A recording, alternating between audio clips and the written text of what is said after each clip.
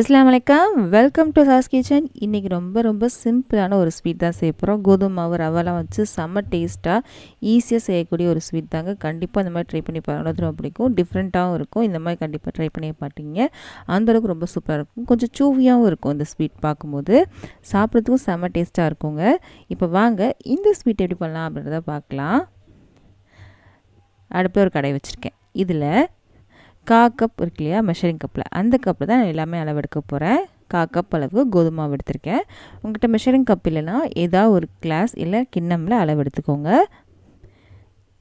First கோதுமை மாவு சேர்த்துருக்கோமா, இதை 2-3 நிமிஷத்துக்கு நம்ம வறுத்துக்கலாம். ஃபஸ்ட்டு கோதுமை மாவு வறுக்கிறதுக்கு கொஞ்சம் டைம் எடுக்கும், அதுக்காக தான் ஃபஸ்ட்டே சேர்த்து நம்ம வறுக்கிறோம். இப்போது ஒரு 3 நிமிஷம் ஆயிடுச்சு. இப்போது எந்த கப்பில் மாவு எடுத்தோமோ அதே கப்பில் 1/4 கப் இருக்குல்லையே, அதே கப்பில் ரவை எடுத்திருக்கேன். பொடியான ரவை, குண்டான ரவை எது வேணால் நீங்கள் எடுத்துக்கலாம். இதையும் சேர்த்து நம்ம வறுக்க போகிறோம். ரவை ஈஸியாக வறுப்பட்டுரும், கோதுமை மாவு வறுக்கிறது கொஞ்சம் டைம் இருக்கும். அதனால் தான் ஃபஸ்ட்டே நம்ம மாவு சேர்த்து வறுத்துருக்கோம் ஒரு 3 நிமிஷம். இதையும் சேர்த்து வறுத்துக்கலாம். ரவை சேர்த்து ஒரு 2 நிமிஷம் ஆயிடுச்சு. மொத்தம் 5 நிமிஷமாக வறுத்துட்ருக்கோம். இதுக்கப்புறம் நான் இன்றைக்கி 1/4 கப் அளவுக்கு டெசிகேட்டட் கோகோனட் எடுத்திருக்கேன். இது காஞ்ச தேங்காய் தான் கடைகளில் கிடைக்குது. இல்லைனா ஃப்ரெஷ்ஷான தேங்காய் கூட எடுத்துக்கலாம். ஃப்ரெஷ்ஷான தேங்காய் எடுக்குங்கன்னா ஃபஸ்ட்டு நீங்கள் தேங்காய் வறுத்துட்டு அதுக்கப்புறம் மாவு வறுத்துக்கோங்க. அதுக்கப்புறம் நீங்கள் ரவை சேர்த்துக்கோங்க. நீங்கள் ஃப்ரெஷ்ஷான தேங்காய் எடுத்திங்கன்னா ஃபஸ்ட்டு தேங்காய் வறுத்துட்டு அதுக்கப்புறம் தான் நீங்கள் மாவு சேர்க்கணும். இப்போ இதையும் சேர்த்து 1 நிமிஷம் வரைக்கும் வறுத்துக்கலாம். இப்போது நெய் சேர்க்கணும். நம்ம எந்த கப்பில் மாவு தேங்காய் ரவைலாம் இருந்தோமோ அதே கப்பில் 3/4 கப் அளவுக்கு நமக்கு நெய் தேவைப்படும். நான் மெஷரிங் கப்பில் 1/4 கப் எடுத்தேன்னா அந்த கப்பில் 3/4 கப் அளவுக்கு நெய் எடுத்திருக்கேன். உங்களுக்கு புரிஞ்சிருக்கும்னு நம்புகிறேன். இங்கே பாருங்கள், மொத்தம் 3 டேபிள் ஸ்பூன் அளவுக்கு நெய் எடுத்திருக்கேங்க. நெய்யை வந்து உருக்கிட்டு எடுத்திருக்கேன். உருக்கிட்டு அளந்துக்கோங்க. இப்போ இது சேர்த்தா போதும். சேர்த்தாச்சு. இதையும் சேர்த்து ஒரு 2 நிமிஷம் வரைக்கும் வறுத்துக்கலாம் மாவை. நெய் வந்து எல்லா மாவுலேயும் இருக்கிற மாதிரி நீங்கள் கலந்துட்டுக்கோங்க. எந்த கப்பில் மாவு தேங்காய் அளந்தோமோ அந்த கப்பில் 3/4 கப் அளவுக்கு நெய் இருக்கணும், அதான் அளவு. 2 நிமிஷம் வறுத்தாச்சு. மாவு கரெக்டாக வந்துடுச்சு. இப்போது இந்த மாவு தனியாக எடுத்து வச்சிடலாம். போதும். இப்போ நல்லா வாசமும் வரும். இப்போ தனியாக இருக்கட்டும். இன்னொரு பாத்திரம் வந்து அடுப்பில் வச்சுக்கலாம். இப்போது 1/2 கப் மெஷரிங் கப்பில் 1/2 கப் அளவுக்கு சர்க்கரை எடுத்திருக்கேன். நம்ம எந்த அளவுக்கு மாவு எடுத்தோமோ அதில் டபுள் மடங்கு அளவுக்கு நம்ம வந்து சர்க்கரை எடுக்கணும். எந்த அளவுக்கு சர்க்கரை எடுத்தோமோ அதே அளவுக்கு நம்ம தண்ணி சேர்க்கணும். 1/2 கப் சர்க்கரை, 1/2 கப் அளவுக்கு தண்ணி எடுத்திருக்கேன். இதில் கொஞ்சமாக குங்குமப்பூ எடுத்துருக்கேன். குங்குமப்பூ இல்லைனா ஏலக்காய் தூள் மட்டும் சேர்த்துக்கோங்க. ஏன்னா எனக்கு ஏலக்காவும் சேர்க்குறேன், 2 ஏலக்காய் முழுசாகவே சேர்த்துக்கிறேன். சேர்த்துடலாம்.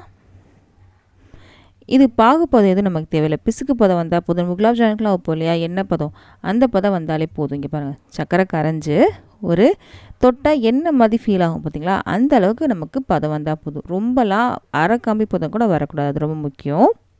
உங்களுக்கு காமிக்கிறேன் பாருங்கள். இப்போது சர்க்கரை கரைஞ்சி ஒரு எண்ணெய் மாதிரி ஃபீல் வந்தோடனே நீங்கள் வந்து அடுப்பு ஆஃப் பண்ணிக்கலாம்.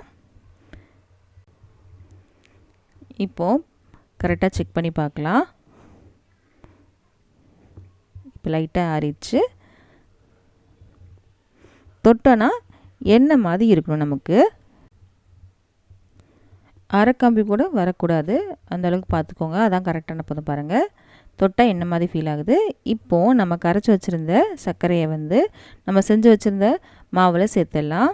இப்போ அடுப்பு சிம்மில் இருக்குது. சிம்மில் வச்சு நல்லா கலந்து விட்டுருங்க. கட்டிகள் எதுவும் படாது. இது சீக்கிரமாகவே கெட்டியாயிட்டு வந்துடும், எல்லாம் சேர்ந்து வந்துடும்.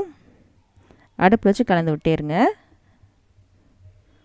இங்கே பாருங்கள், இந்த மாதிரி வந்துடுச்சு. இது கரெக்டான பதம் இல்லை, அப்படியே எல்லாம் சேர்ந்து வந்து பாத்திரத்தில் ஒட்டாமல் வரும், அதான் கரெக்டான பதம். நீங்கள் சக்கரை பாகு சேர்த்த உடனே இந்த மாதிரி கலந்து விட்டே இருங்க. ஒரு 2 நிமிஷத்துலேயே கரெக்டான பதம் வந்துடும் நமக்கு. இப்போ கரெக்டான பதம் வந்தது உங்களுக்கு காமிக்கிறேன். இதுதான் கரெக்டான பதம் உங்களுக்கு காமிக்கிறேன் பாருங்கள். அப்படியே பாத்திரத்தில் ஒட்டாமல் வருது பாருங்கள். பார்த்தீங்களா, அப்படியே பாத்திரத்தில் ஒட்டாமல் வருது இல்லையா, இதுதான் கரெக்டான பதம். இப்போ நமக்கு இது ரெடி ஆயிடுச்சு. இப்போது ஒரு பாத்திரம் எடுத்துருக்கேன். அதில் கொஞ்சம் பட்டர் போட்டு வச்சுருக்கேங்க.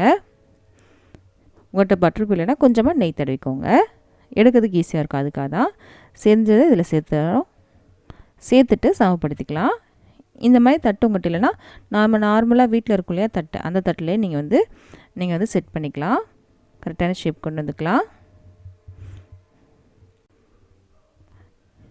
இதை சமப்படுத்திட்டு ஒரு 10 நிமிஷத்துக்கு அப்படியே விட்டுடலாம். 10 நிமிஷத்துக்கு அப்புறம் நம்ம வந்து கட் பண்ண ஆரம்பிச்சிடலாம். இப்போ 10 நிமிஷம் ஆகட்டும். இப்போ 10 நிமிஷம் ஆயிடுச்சு. நம்ம வந்து எடுத்துடலாம். இதை நான் பேப்பர் வச்சுருக்கனால ஈஸியாக எடுக்க வந்துடும். நீங்கள் நெய் தருவீங்கன்னா அப்படியே நீங்கள் கவுத்து போட்டுக்கோங்க.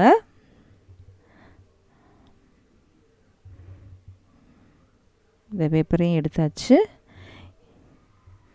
இப்போது நமக்கு தேவையான ஷேப்பில் நம்ம கட் பண்ணிக்கலாம். ரொம்ப ரொம்ப சிம்பிளான ஒரு ஸ்வீட் தான். டேஸ்ட் கண்டிப்பாக வித்தியாசமாக இருக்கும். ரொம்ப ரொம்ப சூப்பராக இருக்குங்க. கண்டிப்பாக அதை ட்ரை பண்ணி பாருங்கள். அதுக்கு ரொம்ப பிடிக்கும். இப்போ கட் பண்ணியாச்சு. இது மேலே நான் இன்றைக்கி குங்குமப்பூ வச்சுக்கிறேன். இல்லை பதில் நீங்கள் நட்ஸ் கூட வச்சுக்கலாம்.